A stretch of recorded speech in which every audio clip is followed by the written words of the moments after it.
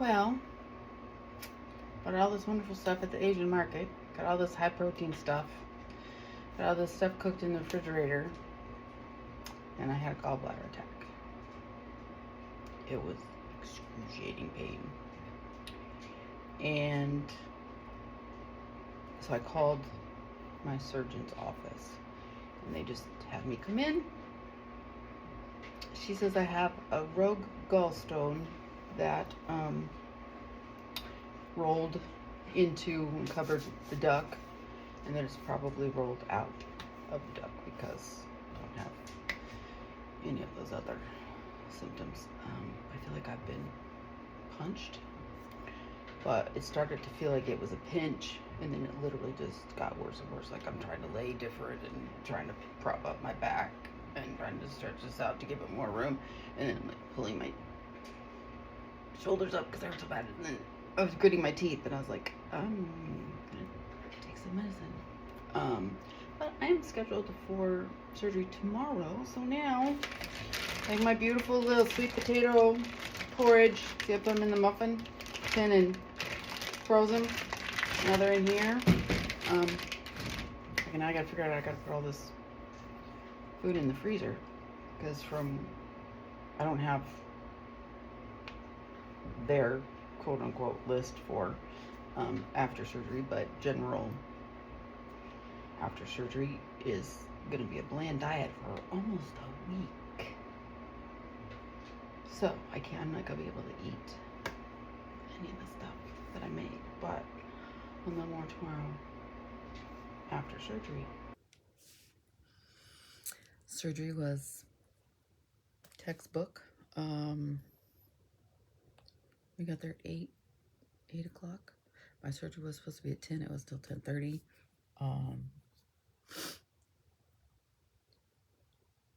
I had a little bit of trouble in the recovery room. I heard the nurse say they were going to call Manda, have her come pick me up. And then she goes, oh, nope, we're not. My oxygen stats went down a couple times, but not a big deal. And actually the surgery was 2 weeks ago. If you go back and watch the candy sushi, Manda came home the night I had my gallbladder attack. I called her and said, hey, the doctor said this is a gallbladder attack and we need to get this done. So she came home that Wednesday night and was nice enough to do the candy sushi, because there wasn't any way I was going to get the other 2 videos that I did the last 2 weeks that are up.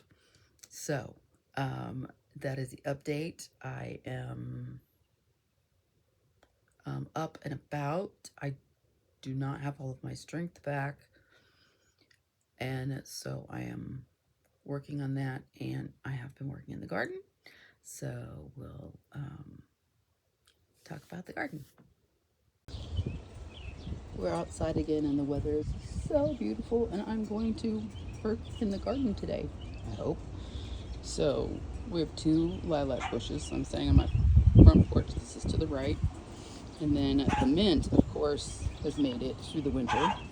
I don't know if the lemongrass is going to make it, but we will have to wait and see. The rest of this bed will be herbs that I'm going to go pick up today. This part will be easy. I can handle the herbs. Then we go to the front yard, and that's hugel. We call that hugel number 1 because it's ready to be planted. And if you want to know what a hugel is, put it in the comments and we'll talk about it. This is hugel number 2. This is going to be elderberry and blackberries, maybe honeyberries. And then this is hugel number 3, which isn't ready to plant yet. It needs dirt. Well, hugel number 2 needs dirt too. That's the part I don't know how I'm going to do because I have a lift limit. I got to get the dirt before I can plant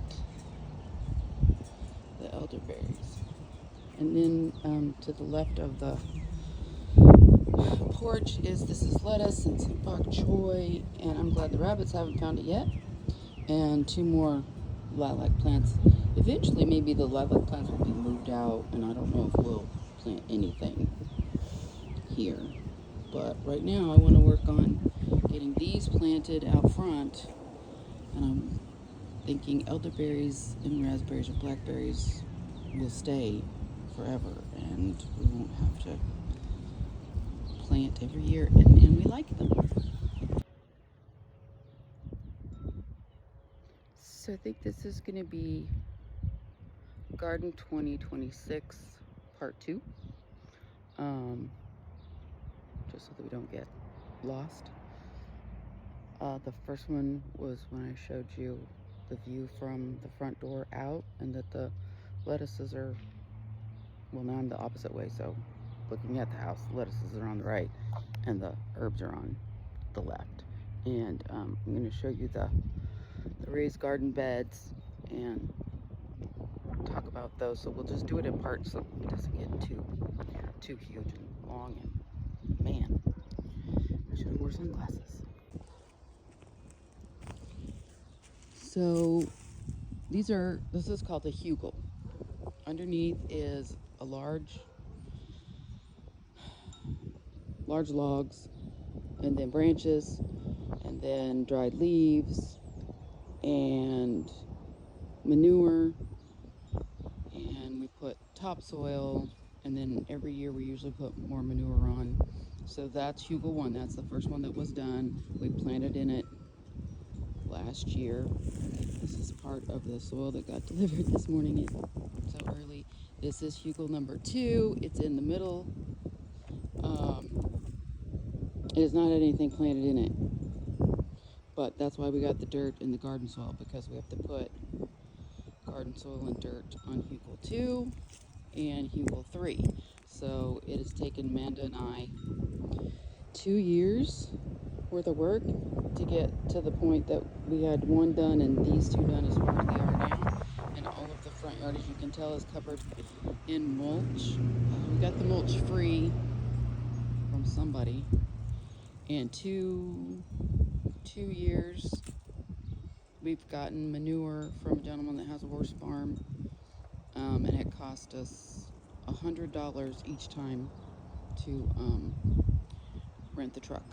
So today that one is ready to be planted, but I don't have plants for it. I have the blueberries. No.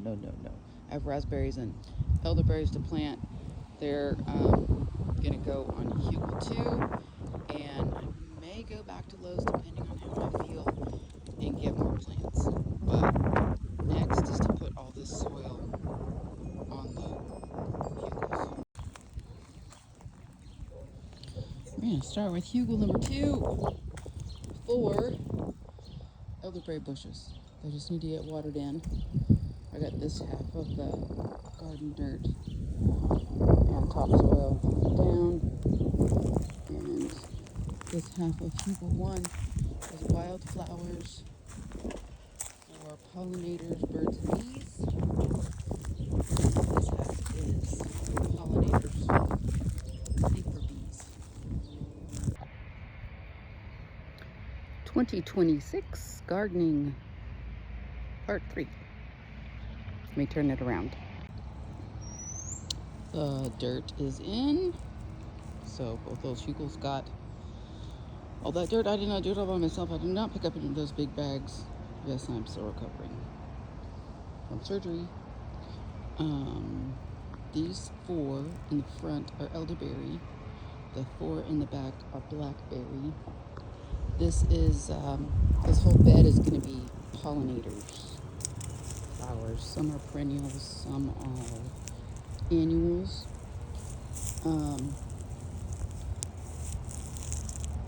There's one, I got one kind that went here, one's for bees and one's for butterflies, and one has hummingbirds. So this whole bed is pollinators. Hugel number 3 over there is gonna have plants as soon as I get myself back to Home Depot or someplace. Again, there are the herbs that I planted. We had a little chilly night the other night, and everybody looks like they did really well. Looks like basil may have gotten snipped just a little bit on the dill. And I had some impatient seeds, and I put those in here. There are hostas and tulips in there that you can see, and violets.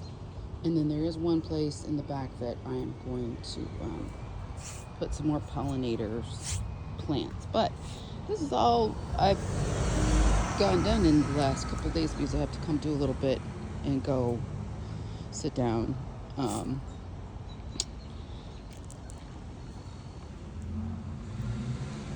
These lettuces were the first thing we bought. We found a lady on Facebook Marketplace. Oh my gosh, that's starting to flower. I gotta get that over there. You don't want it to flower because I want it to make leaves, not seeds. Okay, take that off there. But I had these, and these are more cold weather. And they're up against the house.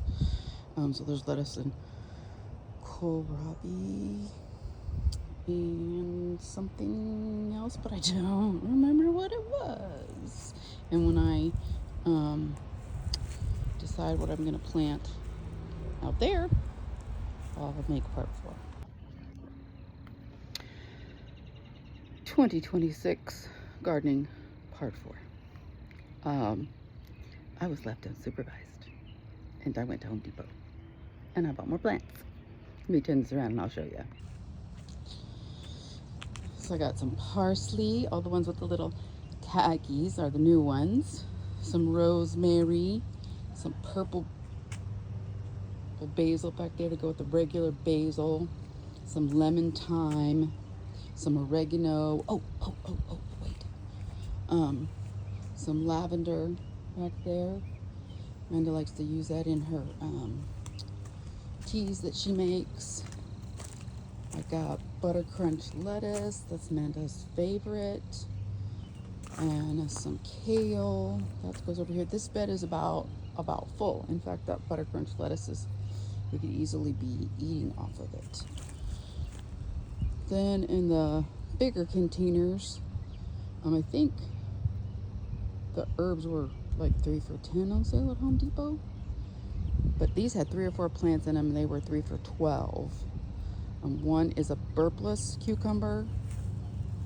One is a Boston pickling cucumber, and then a zucchini plant. And these 3 little mounds right here will probably take this whole half of the bed. In fact, I may have to move them out a little bit. And although the elderberries and the blackberries have the cages may get moved over here for these guys. This other half back here is going to be 3 sisters. So I got to find my corn, plant my corn. Then when it is 6 inches tall, then you plant the green beans, pole beans, not bush beans, pole beans. You plant those, and you plant your squash, which I might go take zucchini from there and put it over here. I don't know. It depends. And again, that's elderberries and blackberries. And then the far one over there is all pollinated. Gardening 2026, part 5. Let me flip you around. Some of the flowers are coming up in the pollinator bed. This is a stone crop. It is a perennial, so that the neighbors who make nasty comments about our yard have something pretty to look at. The leaves are starting to come on the elderberries and the blackberries. There's a stone crop here, and the stone crop at the end of that one. Along this side of the elderberries and the blackberries, I've planted peas. I'm going to plant this side first, see how they do, what kind of germination I get, and then if I decide I want more, then I'll put more on this side, because the sun comes from this side of the house and it goes over. I have 1, 2, 3, 4, 5, 6, 7, 8. I have about 10 holes for corn. They'll be planted, and the hard part is next, is bring out all the water to water all these seeds. The corn will grow till it's about 6 inches high, and then I will plant squash in the middle, and then I will plant on this side again because I want it to get sun. I will plant a row of pole beans, and about 4 or 6 weeks later I'll plant another row of pole beans on this side. The squash is supposed to cover the ground, help retain the moisture.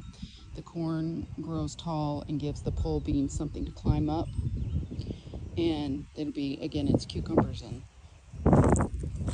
zucchini down here. The lettuces are really growing. We literally could start picking some of them and making a salad. I don't think there's quite enough. The spinach looks pretty good.